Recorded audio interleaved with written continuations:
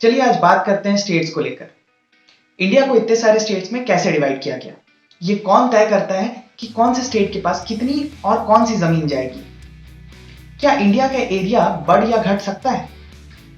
दोस्तों, हमारा संविधान शुरू ही होता है यूनियन एंड इट्स टेरिटरी को लेकर, और किसी भी कंट्री के लिए उसकी जमीन बहुत इंपॉर्टेंट होती है। इंडिया के लिए भी बहुत इंपॉर्टेंट है, और इसीलिए एज अ नागरिक आपको यह जानना बहुत जरूरी है कि इंडिया की टेरिटरी कितनी है।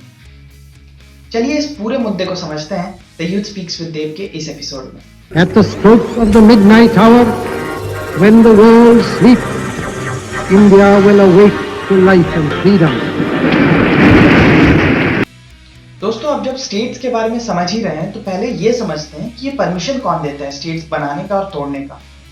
हमारे कॉन्स्टिट्यूशन का part 1 union and it's territory India का पूरा टेरिटरी डिफाइन करता है, और ये इस पूरे यूनियन को 3 हिस्सों में बांटता है। पहला यूनियन ऑफ स्टेट्स, दूसरा यूनियन टेरिटरीज और तीसरा एक्वायर्ड टेरिटरीज। अब इस पार्ट में आते हैं 4 आर्टिकल्स।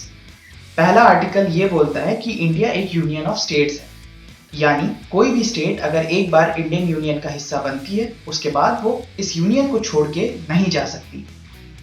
दूसरा प्रोविजन देता है एक्वायर्ड टेरिटरीज का, यानी कभी भी अगर इंडियन गवर्नमेंट किसी भी नए टेरिटरी को एक्वायर करता है तो वो यहां दर्शाई जाएगी। तीसरा आर्टिकल भारत सरकार को यह प्रोविजन देती है कि वो नया स्टेट बना सकती है या फिर किसी भी एग्जिस्टिंग स्टेट का एरिया घटा या बढ़ा सकती है। चौथा आर्टिकल 2 और आर्टिकल 3 को इंप्लीमेंट करने के लिए कभी भी भारत सरकार को कॉन्स्टिट्यूशनल अमेंडमेंट की जरूरत नहीं होगी, ये बताता है। ये तो था दोस्तों बेसिक्स। अब समझते हैं इसकी पूरी कहानी। हमारी कहानी शुरू होती है सन 1893 में, जब मॉर्टिमर डूरन नाम के एक अंग्रेज ने भारत और अफगानिस्तान के बीच डूरन लाइन पास करवाया और अफगानिस्तान और भारत को अलग अलग किया। इसके बाद आया सन 1947, जब इंडिया और पाकिस्तान 2 डोमिनियंस बने। तब सर साइरल रैडक्लिफ को ब्रिटेन से बुलाया गया इंडिया और पाकिस्तान के बीच एरिया डिवाइड करने। सर रैडक्लिफ इससे पहले इंडिया नहीं आए थे।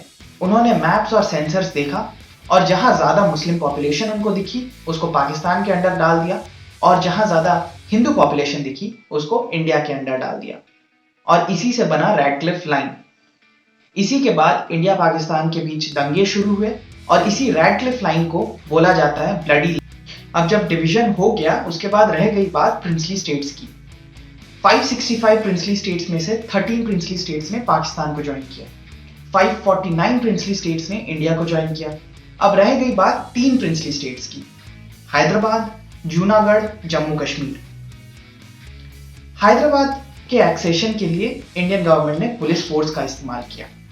जूनागढ़ में रेफरेंडम करवाया, यानी पब्लिक से पूछा गया कि वो कहां ज्वाइन करना चाहते हैं, और इवेंचुअली वो इंडिया ज्वाइन किए।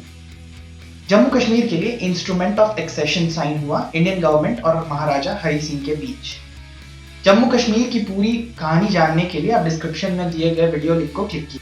अब विशाल भारत के सामने ये चुनौती थी कि इतने बड़े देश को कैसे एडमिनिस्टर किया जाए। तब गवर्नमेंट ने फैसला लिया कि पूरे इंडिया को स्टेट्स में डिवाइड किया जाएगा, और इसी के लिए 2 कमेटी बिठाई गई, धर कमेटी और जेवीपी कमेटी। दोनों कमेटी ने यह निर्णय किया कि स्टेट्स का डिवीजन लैंग्वेज के बेसिस पे नहीं होगा।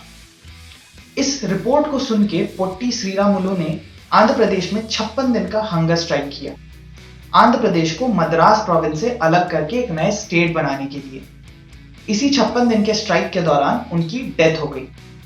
इसी हादसे के बाद पूरे देश भर में प्रोटेस्ट होने लगे, लैंग्वेज के बेसिस पे स्टेट्स डिवाइड करने की डिमांड हुई। भारत सरकार ने तब फजल अली कमेटी का गठन किया, और तब इस कमेटी ने यह निर्णय लिया कि भारत में स्टेट्स का division on the basis of language ही होगा, लेकिन उस स्टेट में सिर्फ वही लैंग्वेज नहीं बोला जाएगा, बाकी लैंग्वेज बोलने वाले लोग भी उस स्टेट में रह सकते हैं। अब आया 1950 का साल, जब सिक्किम को इंडियन प्रोटेक्टोरेट का दर्जा दिया गया, यानी का डिफेंस, डिप्लोमेसी, एक्सटर्नल अफेयर्स और कम्युनिकेशन का रिस्पॉन्सिबिलिटी इंडिया को दिया गया, और सिक्किम को एक एसोसिएट स्टेट का दर्जा दिया गया। लेकिन साल 1975 में जब एंटी मोनार्कियल राइट्स होने लगे सिक्किम में, तब भारत ने सिक्किम का फुल एक्सेशन अपने कंट्रोल में लिया और 7th कॉन्स्टिट्यूशनल अमेंडमेंट के थ्रू सिक्किम को एक नया स्टेट बनाया इंडियन यूनियन का। ऐसे ही साल 2000 में मध्य प्रदेश से छत्तीसगढ़, बिहार से झारखंड और उत्तर प्रदेश से उत्तराखंड बना और 2014 में आंध्र प्रदेश से तेलंगाना का राज्य बना।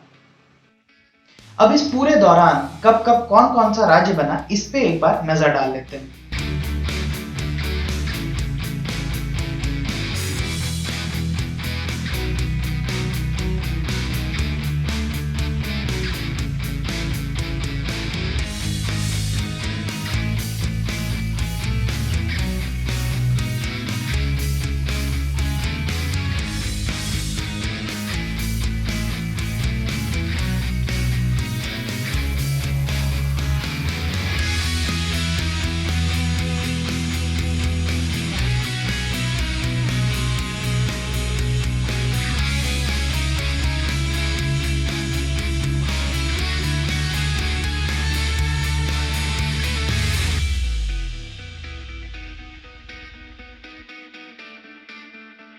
आज के लिए बस इतना ही दोस्तों। आशा है कि आपको ये टॉपिक समझ में आया होगा।